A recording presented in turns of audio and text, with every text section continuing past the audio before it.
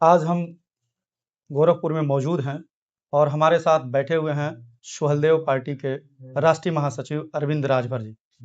इनसे जानने का हम प्रयास करेंगे कि जिस तरीके से सभी राजनीतिक पार्टियां गरीबों को लेकर सत्ता में आती हैं और गरीबों का कहीं भला नहीं कर पाती हैं, चाहे वो भारत की कोई भी पार्टी हो। सबसे पहले मैं इन्हीं सवालों से नेताजी से जवाब लूंगा। सर, गरीबों को लेके सभी पार्टियां सत्ता में आती हैं, किसी जाति को लेके, धर्म को लेके हम गरीबों की मदद करेंगे, लेकिन गरीबों का धरातल पे भला नहीं हो पा रहा, उस पे क्या कहेंगे? देखिए, ये आपका प्रश्न बहुत ही सटीक है। यह प्रश्न जल्दी कोई पूछता नहीं है, लेकिन सत्यता यही है। इस देश में दो ही वर्ग के लोग हैं। अगर देखा जाए, मध्यम वर्ग पर मैं थोड़ा सा क्षमा चाहूंगा, जिनकी बहुत ज्यादा चर्चा होती है। एक तो अमीर की चर्चा होती है और एक गरीब की चर्चा होती है। मध्यम वर्ग की चर्चा नहीं होती, क्योंकि वो सरवाइव कर रहा है। और यह भी सत्य है कि देश और प्रदेश की सरकार का गठन गरीब ही करता है। लाइन में लग करके सबसे ज्यादा वोट देने का काम कोई करता है तो गरीब ही करता है। कितनो तेज धूप हो, कितनो तेज बारिश हो, कितनी भी ठंडी हो, गरीब ही लाइन लगाता है। और असली लोकतंत्र का संरक्षक कह लिया जाए या लोकतंत्र को बचाने वाला और संविधान को मानने वाला कोई व्यक्ति है तो इस धरती पर गरीब ही है। तो उनका शोषण कौन कर रहा है? अमीर लोग। अमीर तो नेता भी हैं, अपनी जात की पार्टी बना के, अपनी जात के नेता बन के अपने जात के गरीब का भी भला नहीं कर रहे हैं। अमीर लोग जब सत्ता सरकार में बैठते हैं और विधायक, सांसद, मंत्री बनते हैं तो हम जैसे गरीब पीस दिए जाते हैं। तो हम जैसे गरीब फिर तय करते हैं कि दूसरे के सामने भीख मांगने से अच्छा है कि खुद की जमीन तैयार किया जाए, खुद की जमीन तैयार किया जाए, खुद का घर बनाया जाए और तमाम गरीबों को लेकर के उनके हिस्से की बात की जाए। बात आती है यहां पर कि अमीर लोग जो कभी गरीबी का आलम न देखे हों और जो लगातार मजबूती की तरफ अग्रसर हों, ऐसे लोग क्या गरीबों की चिंता करेंगे? गरीबों की चिंता अगर कोई गरीब करता है तो जो गरीबी से उठ करके यहां तक आया हो उसका नाम ओम प्रकाश राज। आपको याद होगा कि पूर्व में जब हम मंत्री थे, 2 साल मंत्री थे, 2 साल भाजपा से लड़ाई होती रही। जब उन्होंने एकदम हम लोग मान लिए कि ये गरीबों का कल्याण नहीं कर सकते, जो हम कह रहे हैं वो नहीं कर सकते, तो हम लोगों ने इस्तीफा देकर के वापस चले आए। और भी लोग थे, सत्ता की मलाई खाते रहे लोग। हम लोग वापस हो गए और वापस आकर के अपना आंदोलन बंद नहीं किए, आंदोलन लगातार चलता रहा। उसका परिणाम यह निकला कि जो जो काम हम लोग कह रहे थे वो सारे काम भारतीय जनता पार्टी ने किया। उसका पहला उदाहरण है आयुष्मान कार्ड।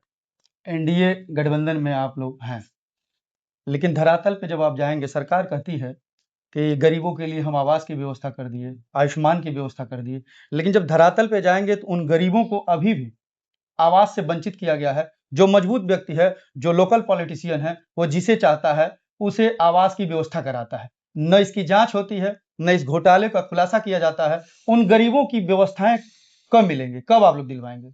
अभी मैं एक दिन दौरे पर था कुशीनगर। हमको कार्यकर्ताओं द्वारा जानकारी दी गई कि तमाम पात्र लोगों को भी अपात्र घोषित कर दिया गया है। हमने पूछा क्यों, तो अधिकारियों ने जो जवाब दिया कि इसके बारे में हमको भी जानकारी नहीं है, ये मुख्यालय से ही ये सारी चीजें हैं।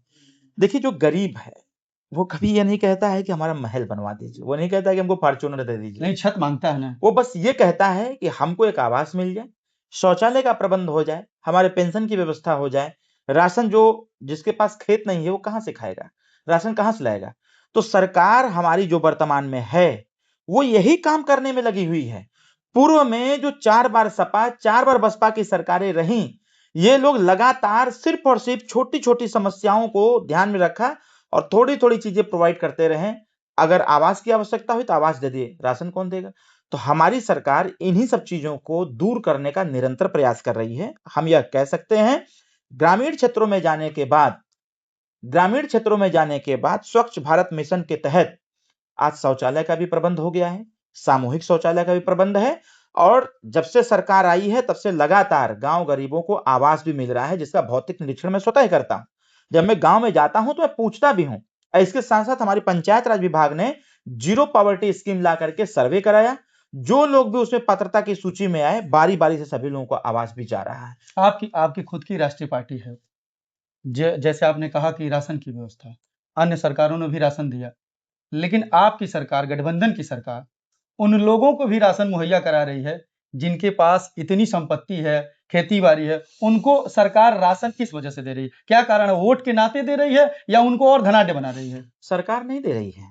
कौन दे रहा है तो? नीचे जो प्रधान जी हैं और जो अपने अधिकारी लोग हैं निचले स्तर के, मैं इसी पर टिप्पणी करता हूं कि कुछ अधिकारी संपूर्ण व्यवस्था को डैमेज करने का काम कर रहे हैं। कुछ अधिकारियों की वजह से समस्त जनता परेशान हो रही है।